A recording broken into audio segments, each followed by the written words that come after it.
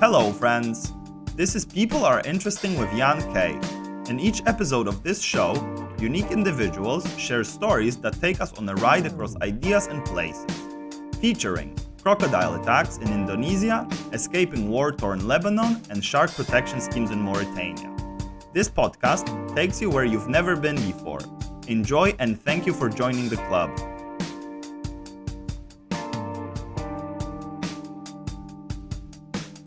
With me is Paul D'Ambrosio, and we are going to be talking about living in Brazil, the culture of native folk there, and the Ayahuasca ceremony. We are also going to be talking about holistic health and what average Joes like myself can do to feel better and just take advantage of the medicine that is not only, I would say, conventional and interventionist medicine, the kind we get in a hospital. So without further ado, thanks very much for accepting the invitation, Paul. No problem whatsoever. So would you like to explain in your own words, what is it that you do and how did you find yourself living in Brazil and working with people towards, I would say, increasing their health overall? Okay, it's a few questions there. I'll start with the most basic, simple question, which is, what do I do? I'm a holistic coach. So what that basically means is if you were to look up the word holistic, it means whole. And I was a personal trainer for like 10 years of my life. And I found that a lot of health is separated into parts. So we focus on training, or we focus on nutrition, or there's a breath coach who focuses on breathing, or there's all these, it's separated parts that go into the whole. And I started to realize that I don't want to separate the person into parts anymore. So a holistic coach is someone who recognizes the person as whole and focuses on everything. Whether it's emotional, mental, physical, spiritual, and recognizes this as you can't separate it because one part affects the other part. So a holistic coach is someone who recognizes all of these parts and works with you to kind of find your way between all of them, because every person is different. You know, you can't give the same workout to one person when they're having problems with their love life, or they're having problems with sleeping, and then you're giving them a hardcore workout. So it really does matter. It's a personal thing. Yeah, that makes perfect sense. Oh, sorry, go for it. No, I was just gonna go on to your second big question. So how did I find myself working with the medicine, I think was the question. Okay, that's a funny story. So as I mentioned, I was a personal trainer for quite some time in London. And one year I decided to go back for Christmas. I usually went back for Christmas to see my family. And my brother bought me a session with the kinesiologist, and I didn't really have too much of a connection with, you could say, alternative therapies. I was more just kind of put my head down and do my thing. And this session, without going into the details, it really just completely changed my perspective of myself. I'm dyslexic, and I'd never really spoken to anyone about this. And for the first time in my whole, at this point was maybe 27 years of my life, I forgave myself, and I started to really love myself. And I didn't really know what that meant. I'd never really spoke about this. And I don't know what you would call it, but I had this inner shift and I didn't understand what it was. So when I went back to London, I started to really research, what was this experience? What was this kind of pack of bricks that had been lifted off me? What is that? What did it all mean? And I started to just slowly give up some of my clients and focus more of my time, energy, and effort and money towards learning what that was. And then it brought me to a bit of a crossroads where my values, it's like I said before about seeing that personal training was only a part of the pie, not the pie. And then I decided that my time was up in London and my job was finished, and I thought, let's do some traveling, because I really got to a crossroads and I couldn't see myself. I didn't know what was going to happen next. So I decided to go traveling, and South America was somewhere where I've always wanted to go. And the way that ayahuasca kind of came into it was on my farewell dinner. My brother, as a joke, said to me, if you're in Brazil, make sure you go find your spirit animal and take ayahuasca. And now, to me, I had zero idea what he meant. I didn't even know what ayahuasca was. And it was more of a funny joke. And then when I was backpacking, people were speaking about ayahuasca. And to be honest, most of what was spoken about it wasn't very flattering. It was more of a drug that they were speaking, more of just a trip, more of something that's cool. And that didn't really interest me. So I just kind of, it's not that I disengaged from the conversations. I just didn't really take much notice. It wasn't something that interests me. And then through, you could say, just through my experiences, through my life, I ended up in a community in Florianopolis, which is where I'm living currently. And this community was a self-development center, you could say, and they ran months-long programs. And I just happened to find myself there, and I was their lead health and lifestyle coach for these programs. And after running a few programs, I met a girl who, again, introduced me to ayahuasca, to the idea of it. Now, she mentioned the way that she spoke about it was a lot more loving, like not loving sexual, but loving, how would you say, like your love for your mother type thing. It was something that I was very interested in exploring. So when she told me about ayahuasca and her experiences and her opinions and her views on life, it really interested me to explore that further. And so I called my brother in Australia and I told him, hey, I'm going to do ayahuasca. Do you want to come? And he said, yeah, sure. So he was studying in Melbourne, and he literally hopped on a plane and came over to Brazil, and I waited for him to come because it was his idea first. And then I went to my first ayahuasca ceremony with my brother, with that girl, and a few other friends.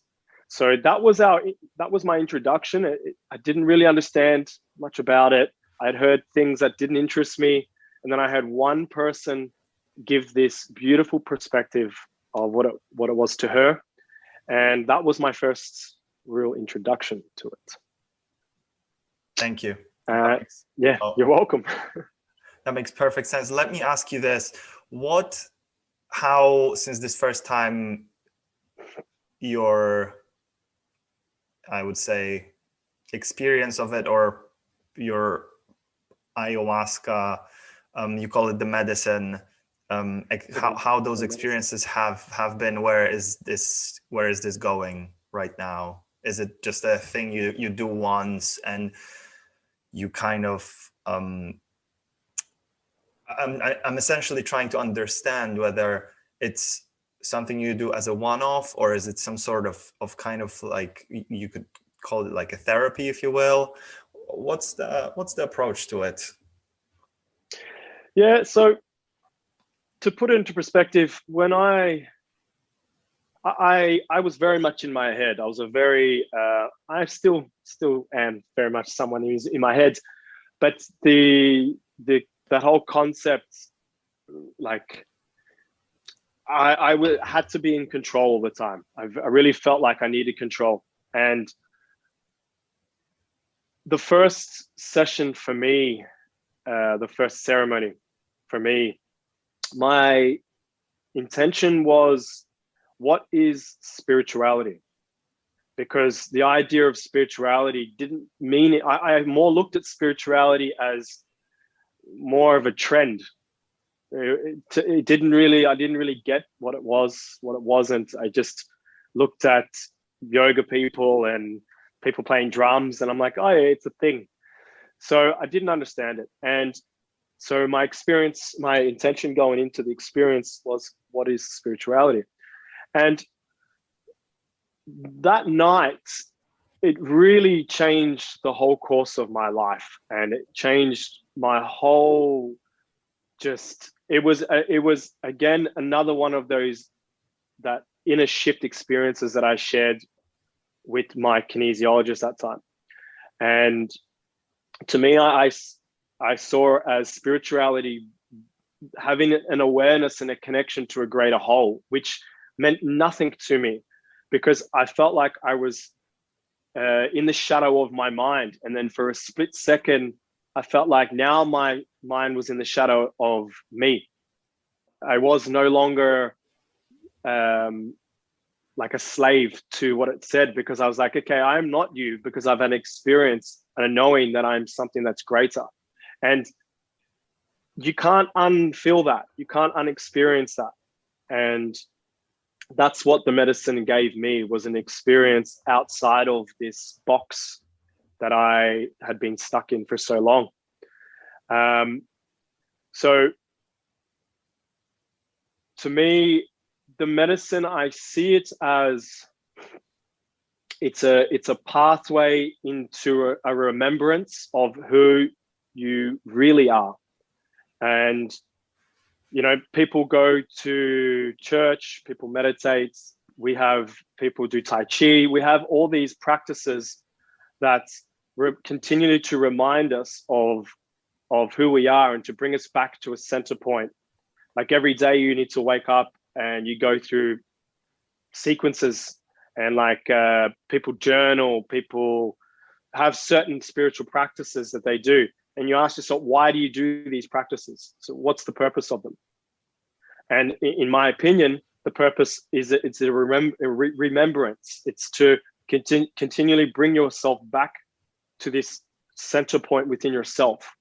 And now ayahuasca for me has become one of those practices. I don't do it every single day like I do meditation, but it's something that I go to regularly, maybe once a month, for the same purpose that someone would meditate.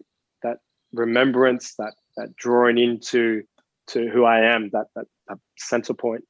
And before the medicine, this meant nothing to me.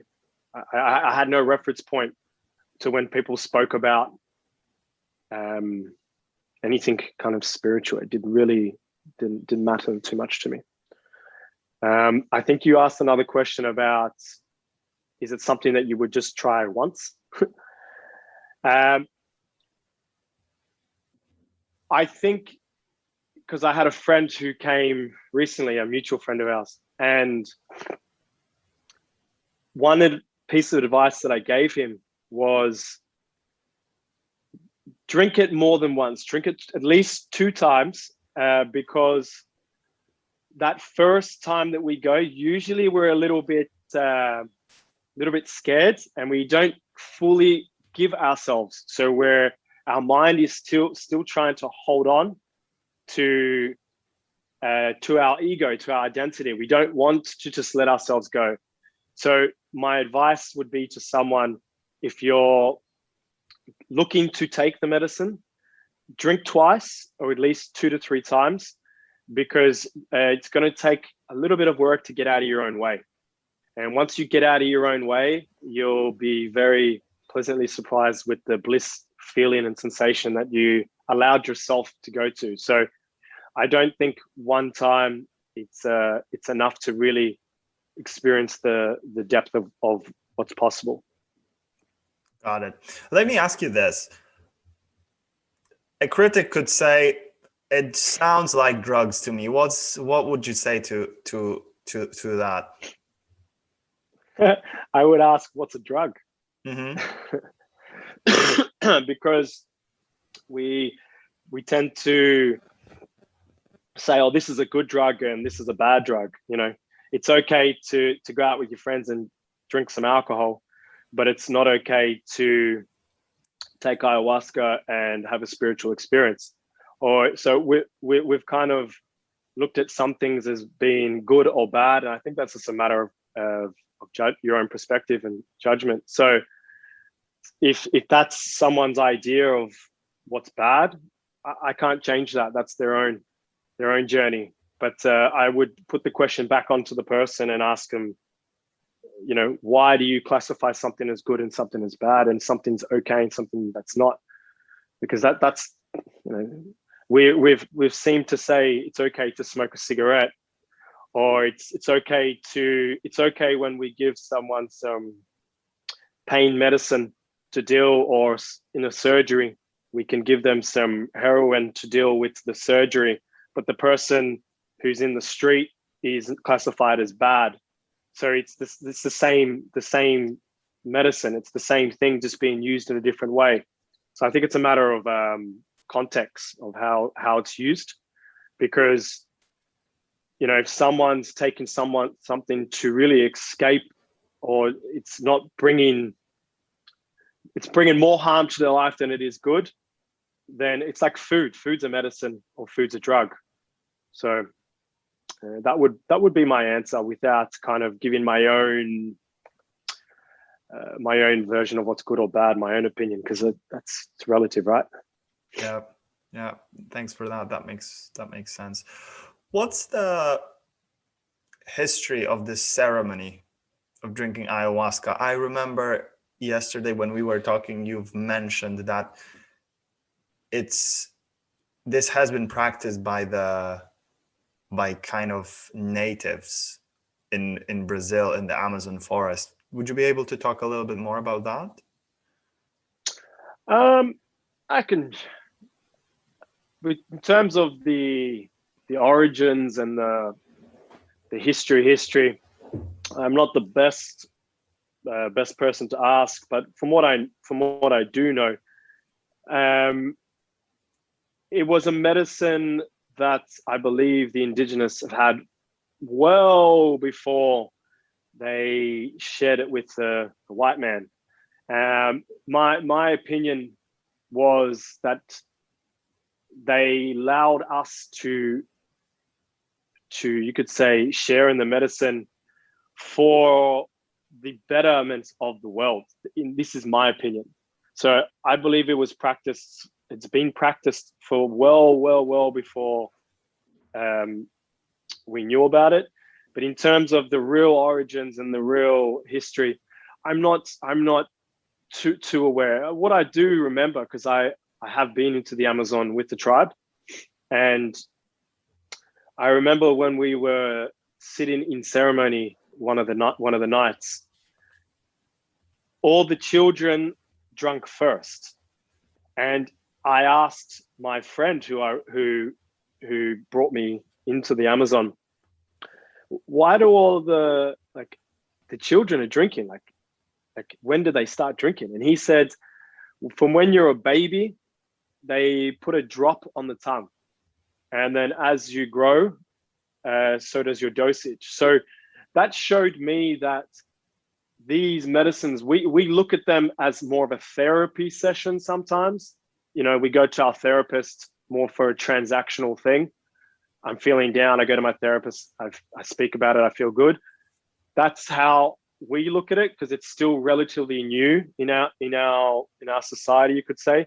To them, it's a way of life. It's their spirituality.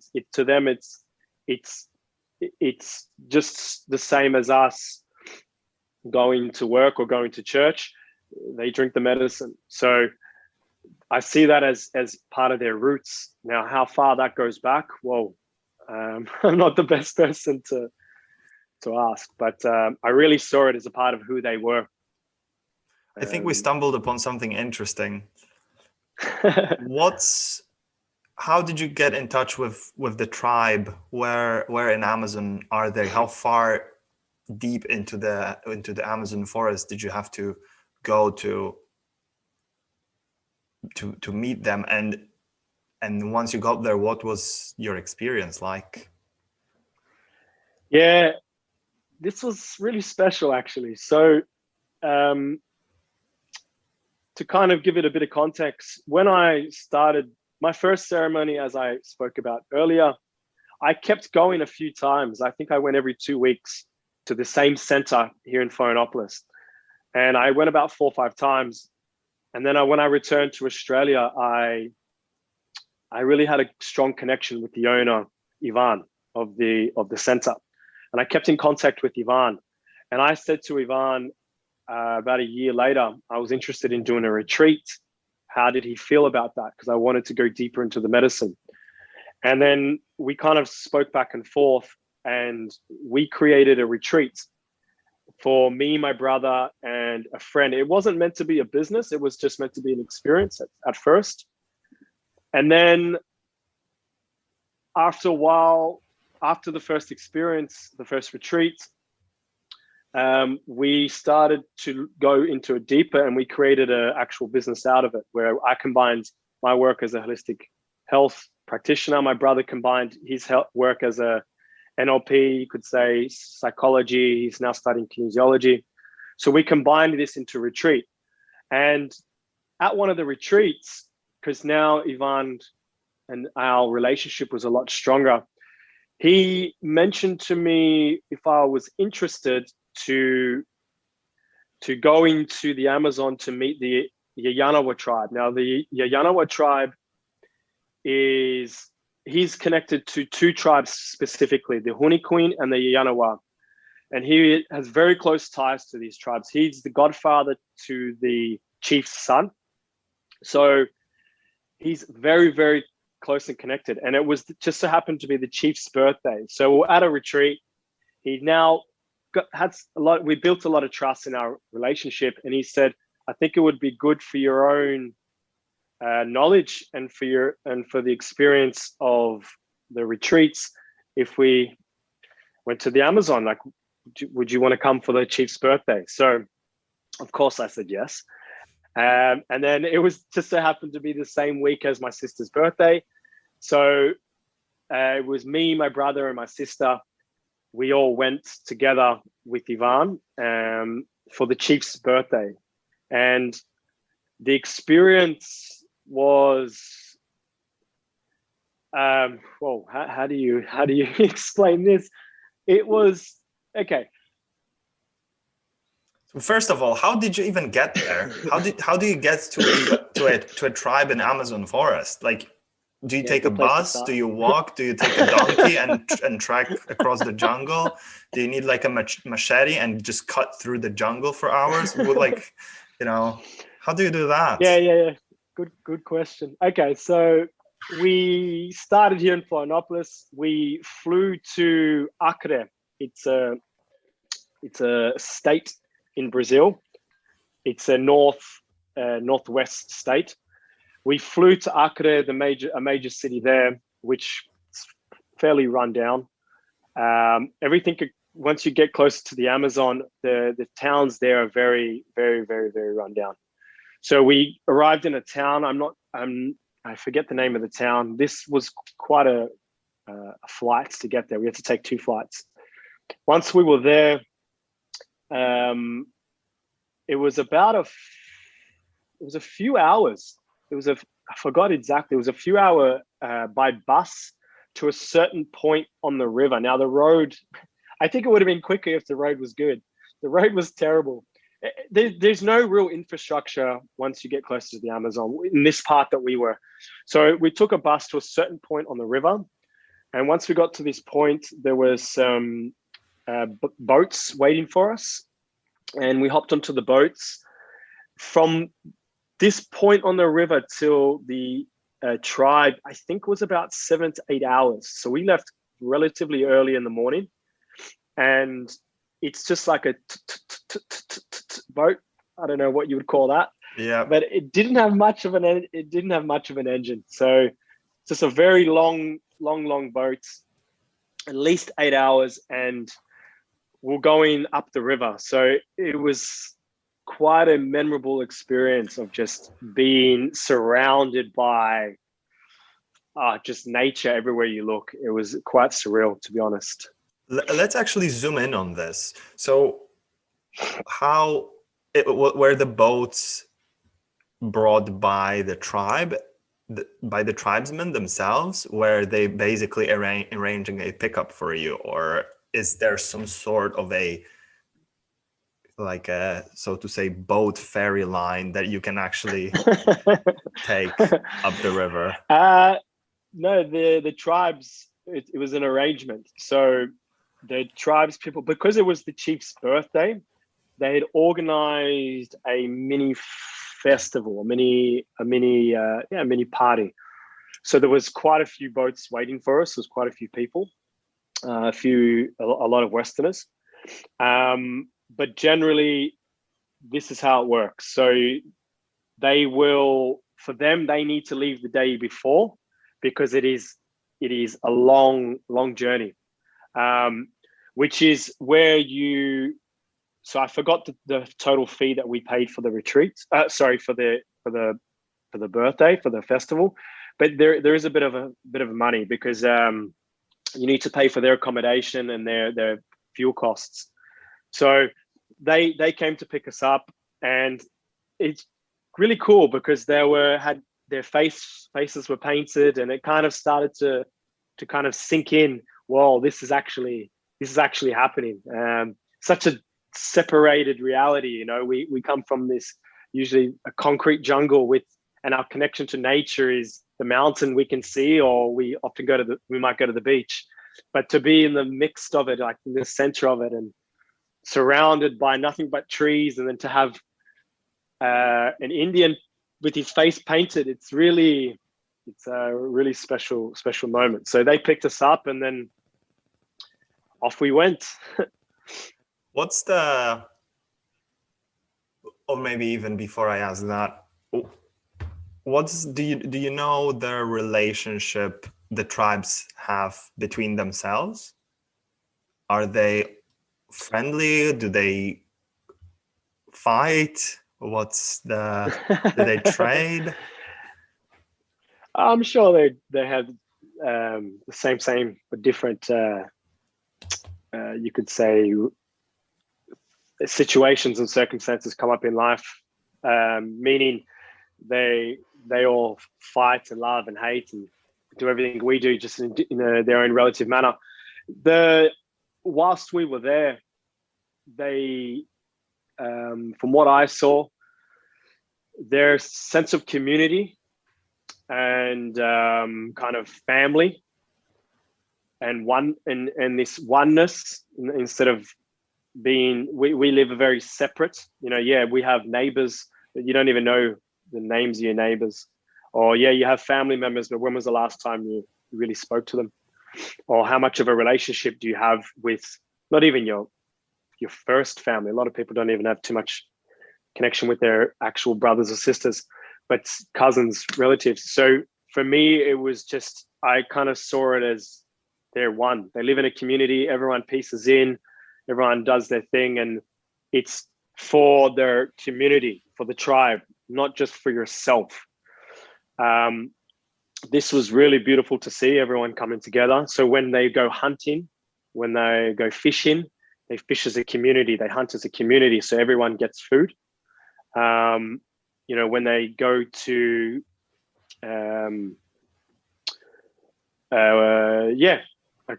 everything that I was going to say kind of addresses the same sort of point.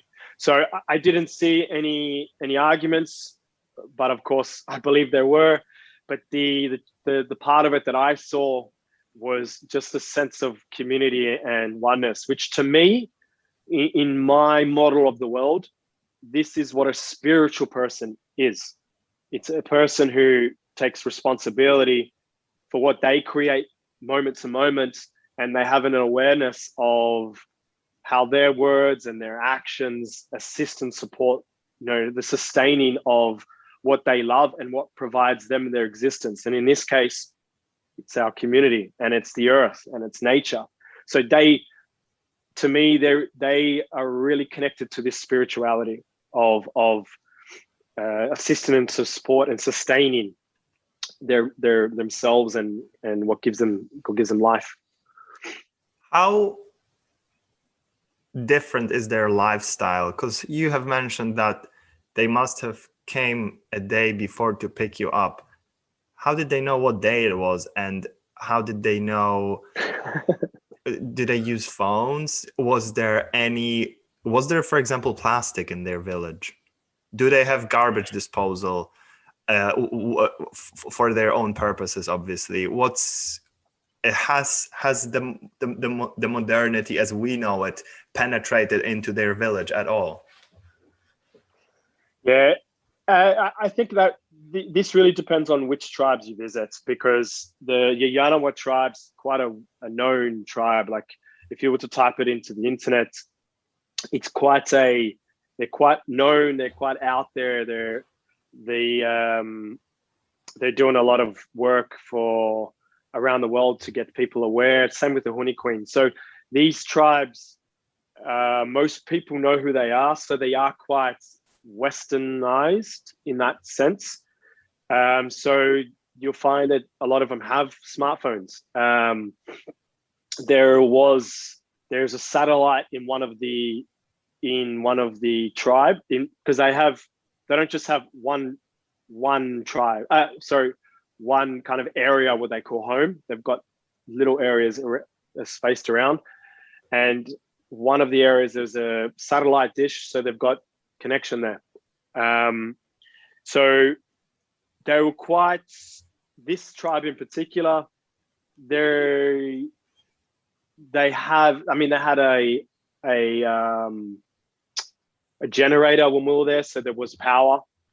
So I think it depends on the tribe, and because the ones that aren't really in communication and in touch with society, I think that's for a reason. So the ones that are, they're working to try to preserve the Amazon, and they're working closely with Western. So slowly things will pass on. I think, I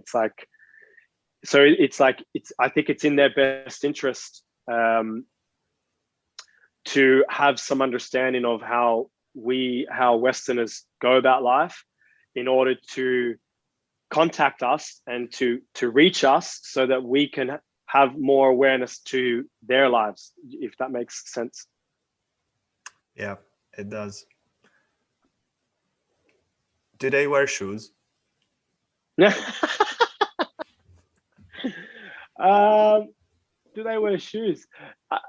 From what I remember, the answer was no, but that's because we were in the jungle. Did you have to wear shoes? I'm a bit of a person who enjoys not wearing shoes. I live now in Florianopolis, which is in Ireland, and I'm barefoot more than I'm wearing shoes.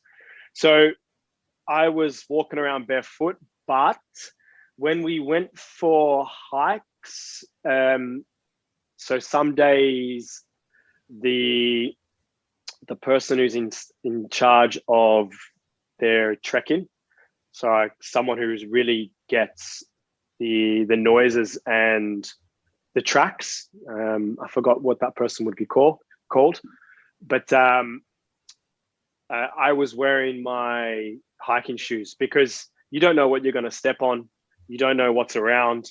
So I was wearing it out of pure safety precaution. But when I was around the site, no, I wasn't wearing shoes. But I don't remember whether they were or not, to be honest. You'll find, like I mentioned, when we think, tribes, Amazon, we just think completely disconnected totally. And I think, and I really strongly believe there are tribes that are still like that.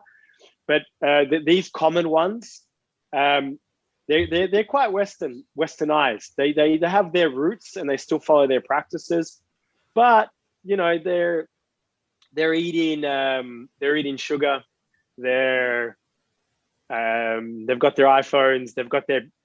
They're wearing clothes like that. When they were there, there was toilets. So I think it depends on which tribe you visit and how connected and rural they are or disconnected they are. So I can't speak for all of them. No, of course, that makes perfect sense. Okay, so you got on to the site. It's the chief's birthday. What the story resumes? What happened? What happened once he got there? Yeah, it was quite a magical experience. So getting there, you know, as you would, I was quite like quiet and not nervous and excited. I didn't know what to expect. They had a few traditional kind of ceremonies, like they went hunting. So before they went hunting, they did like a dance, and then they went off hunting. And when they came back the day after with their foods, they had this big kind of welcoming ceremony of all the meat. So there were certain things like certain traditional ceremonies that we got to, or rituals that we got to look at. But the main thing was, it was 4 days of, or 4, 5, I think it was about 5 days. We had a few ayahuasca ceremonies. We did a few traditional rituals like plant baths, floral baths. We went fishing. Pardon? What's a plant bath? Floral bath? It's like floral bath. It's so before the first ceremony, we were all in a big circle and we were dancing. It was really a lot of fun. And then they have a special, I don't know the specifics of what type of plants, but there's a certain plants, I believe, and they bathe you in these plants, and it's like a cleansing. It's to clean you, to cleanse you, and to prepare you for the ceremony that night. Prepare your energy and to clean and cleanse your energy.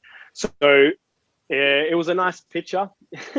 So you're sitting there and having an elder bathe you in this special spiritual water with flowers, and then they did a prayer. I don't know too many of the specifics about it, but it was just a nice experience. And then, but one of the kind of memorable rituals that we got to do when we were there, I remember the chief was speaking about going fishing and the importance of fishing in their tribe. And when I thought fishing, like usually we think either, you know, going fishing with the rod, or I thought, okay, they've got spears and they're just going to throw their spears in. But we were like 100 people there. So how the hell is a few tribes people with spears gonna feed everyone? So they said, okay, let's all go fishing together. And we all hopped on our boats, went down the river. And the tribesmen had this special plant, leaves to a tree, a plant. And they were crushing the plant in the ground. Like they had tons and tons of it. And we were all taking turns just crushing it. So it's a ritual. And once you crush this plant, they were sticking it in these big sacks, and then they tipped the crushed leaves into the water. And what this plant did is it released some sort of toxin into the water that stunned the fish. It didn't kill the fish, it stunned the fish. So yeah, dude, it was absolutely mental. So they released all these plants into the water, and we're walking up the Amazon River, and all of a sudden, all these fish that I've never even seen before start floating to the surface, and they're not dead, they're just stunned. They go to the surface to take in oxygen, and you have like kids and everyone just jumping on these fish, and then you have other people like throwing spears at the bigger ones, and it was the most enjoyable, different, weird. It was just a very, very memorable experience of my life. Just catching fish with my hands that I'd never even kind of seen before. It was super cool. And then we just caught the fish, and then we gave it to, there was kind of like all these families, so the tribe's families, you'd give it to one of the ladies or one of the kids, and then they brought it back to the tribe, and all the families had food, and then we also had food as well. So there were certain things like this, just actually not just witnessing how they do their rituals, but actually taking part in some of their day-to-day or week-to-week rituals was just really, really nice to be a part of and to see. Were there some river monsters that emerged after throwing in those leaves? Oh, dude, there was some weird-looking fish. I was just really scared. Like, I don't know what their names were, what the names of these fish were, but some really strange looking things. Me and my brother, we paid a photographer to come with us on the experience, because we wanted, we liked the idea of having videos and photos, but we didn't want to spend our whole time taking it. And we have some photos that are just really, really, the fish were weird, very strange. Wow. Not everyday fish that you catch off the rocks from when you go fishing with your father. Not these types of fish. No, that doesn't sound like it. And on the night of Chief's birthday, was there anything particular going on?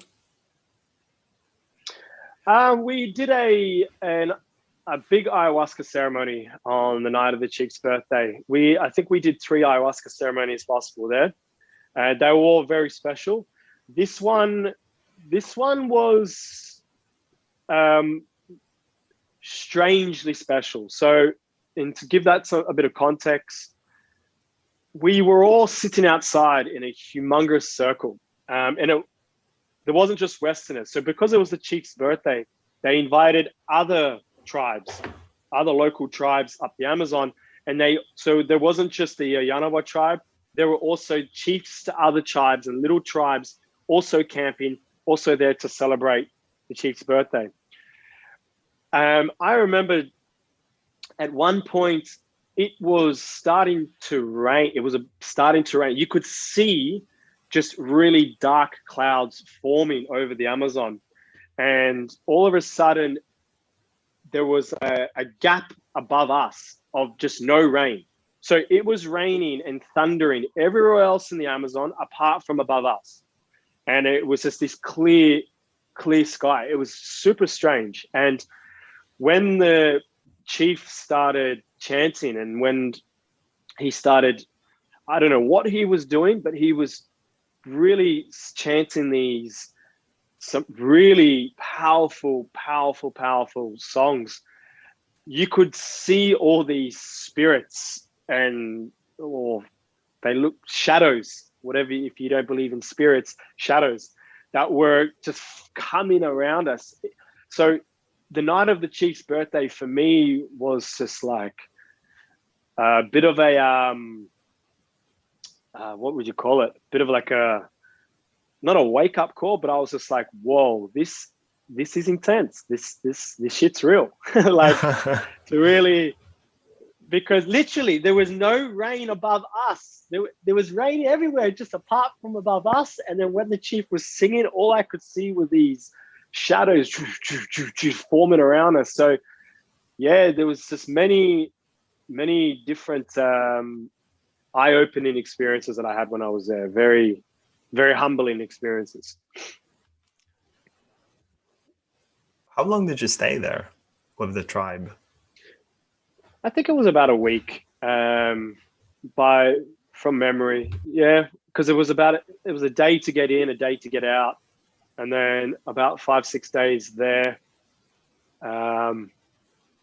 Yeah, something around this, because there was a lot of traveling, which took up the time. Like, it was 2 flights to get to the town, then a few hours to get to the point in the river, then 8 hours to go up the river.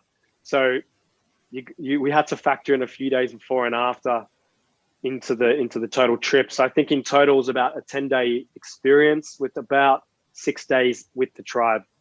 So okay. Well worth it. Very well worth it. Yeah, that sounds insane. Absolutely insane. And so we kind of got to the point where I wanted to ask you about the other ceremony in which you took part, which is when the chief came to Florianopolis. What was the reason for his, especially after you explained how long is the journey from where his village is? What was the reason for his travel to Florianopolis, and what was your experience of that, or what did you learn? If you could talk about that. Yeah, so the ceremony that I was in, took part in recently, was actually with a different tribe. So this tribe that I visited for the chief's birthday was the Yawanawá tribe, a tribe that Ivan, the owner of the center that I work closely with, he's also very well connected with the Huni tribe, which is another Brazilian indigenous tribe. Now, the shaman, this was the shaman and his sons. Now, they had came to Florianopolis for specific ceremonies. Now, the reasons that they travel, I believe, this is just from what I understand, it's to create awareness and to spread awareness of the indigenous, because I think we sometimes forget that they exist. We forget that they're still here. We forget that, that we're a part of this earth, where I feel like a lot of times we're disconnected from nature. We're disconnected from our roots. So I believe the indigenous come down to spread awareness, and to spread awareness of the deconstruction of the Amazon and different environmental causes like this. So their reason for being in Florianopolis, maybe was a part of a bigger trip, but either way, they were here doing ceremonies. I also think it's they do it to raise capital, to raise money. And it's their way of supporting their tribe. They can buy resources, and they can send some of their tribes people. They send some of their people to school to learn about, engineering, agriculture. So they're it kind of feeds back into their system. So they came to Florianopolis, had a ceremony which my friend told me about. These ceremonies, if anyone gets a chance to do a ceremony with an actual tribe's member, not just a ceremony with someone who's facilitating. I'm not talking bad to any of the facilitators out there, but an experience with an actual tribes person, it's so different. And these chants, you're really just put back by the sheer power of vibration, of tune, of music. Like, we forget that our voice, it's just a sound, right? It's just a vibration. But this vibration has the ability to change your state. You can talk bad about someone and it's just a word, but you feel that inside of you. And when you kind of blow this up, they have certain chants that have been chanted for years and years. This is they pass this on. These aren't, I don't know if these are written down. They're just passed on by word, by word, by word. They're so powerful. And in these moments, I don't know, you feel the depth of these chants, these certain vibrations. So the ceremony with the shaman was the latest one that I went into, was just a kind of, in one hand was a grounding of just feeling the sheer strength and force of these words, these chants, like the power of these chants. And at the same time, some of the songs were like a recipe for happiness. Like, they have this, it's like some of the music you would hear and you just could not help but smile and dance. So I see that as like a yeah, it was like a recipe that you couldn't help but sing along to and dance along to. And I could just see it again. The force of these indigenous is they're spreading this happiness everywhere they go. That's kind of how I saw it. To feel the depth of their songs, and to really just to kind of, sometimes we lose track of what's important to us, and to sing and to dance and to connect with people around you. It was a nice little grounding and to bring me back into center. What was the shaman's name, if they even have something like a name? I don't know. They have names. They have, I'm sure they have birthdays as well. I don't remember the shaman's name, but he was with 3 of his sons. And I remember one of them was 15 years old. He was young.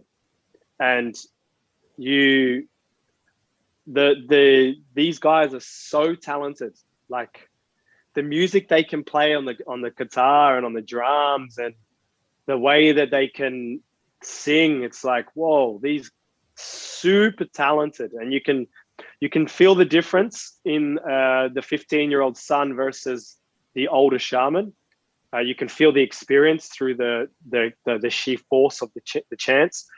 But in terms of their names, no, I don't remember their names. That's absolutely fine. If you remember any of the names of the tribesmen, it would be just interesting to just get a feeling, or like any words that maybe you've picked up when you were there, just anything that could, give a little bit of a I want to say like flavor for what this culture that they have there must be. Because like, even by the sound of name, you could, get okay, this is how they sound, essentially. My best advice in terms of to find a bit of a reference point would be go onto YouTube and type in Huni Queen chants, or Shipibo chants, that's a Peruvian tribe, or type in Yawanawá, which is a Brazilian tribe, and just hear them talk, because they give talks all around the world to bring awareness, and to bring awareness to the Amazon and to their culture. And when you hear their words and hear what they say, because a lot of times there's translation under the videos in YouTube, they're really aware. They're very very powerful. They're words that stop you in your tracks. They're very I don't know how to describe it. They're very powerful words, and they make you really question your own actions. So I would say go into YouTube and type it in, because I'm not too familiar with their languages. Of course. And just to kind of wrap up this segment, are there any negative or side effects known to science of those ceremonies, of this ayahuasca? Is there any research on it? Yeah, loads of research, loads and loads and loads of research. And I would encourage everybody to do their research when wanting to take any type of mind-altering psychedelic, because there are risks involved, especially if someone has any history with schizophrenia or any psychological history with psychological issues, because these medicines, they bring you there. The idea is to bring you back, and to bring you back into this state, or to bring it out of you. Sometimes to get something out, it must come back in and out. Like you must go through it in order to push through it. Yeah. So if someone thinks they're just going to take some ayahuasca and it's just going to be love and flowers and birds and trees, yeah, that could be the case. But it could also be a really challenging experience where you go back into a stressful, maybe a stressful, challenging occasion that you've maybe traumatizing occasion that you've gone through in your life, and it might take you back there. And if you don't have the tools and means to deal with that after the ceremony, it could put you back into a state, or into a position that you've spent 10 years trying to get out of. So I really do stress the, I really do want to stress the fact, the environment that you're taking the medicine in. So the setting and the mindset that you're in going into it, these will really, really have a big part to play in the experience you have. And if you don't have the support of how to prepare yourself and the support of how to integrate it after, you could be left in a situation where you cause more harm to yourself than it is, than you do good. And this was much of the reason why we created the retreat, because I did do a lot of research, and I started to really see that, okay, you could be rolling a dice, and you have no idea what's going to come up. So how can you best support yourself that when you roll this dice, you can navigate yourself through the experience as safer, and that you've energetically prepared your body so that you're bringing down the risk. You know, it's like, what's a good example? If you drink a whole bunch of caffeine, like a whole bunch of caffeine, and then you're taking a sleeping tablet, like the two kind of cancel each other out, and you're going to cause implications to your health. So it's like, what things can I do in my day and that support me drinking this medicine? So are there any things that clash? So yeah, I would strongly advise people do their research. And is there complications that can come from it? Yes, there are. So really, really do your research on how to best prepare. And I think it's important that you have a support network that you can go to after, to share your experience and to share what came up. And if you have something that's troubling you, a trained professional who knows how to deal with this and knows how to talk to you about what you saw or what you experienced, instead of people who just brush it off like a trip. Because, you know, when we dream at night, our dreams are so real to us. They're so real. Like, you can't separate like a dream and reality. It's just one. So when we're in this experience, the experience is so real to us because we feel it. So having someone who is actually listens to you and can talk you through what you experience and not just play it off like you're crazy, I think this is super, super, super important to the integration of the experience. Yeah, that makes sense. Also worth mentioning that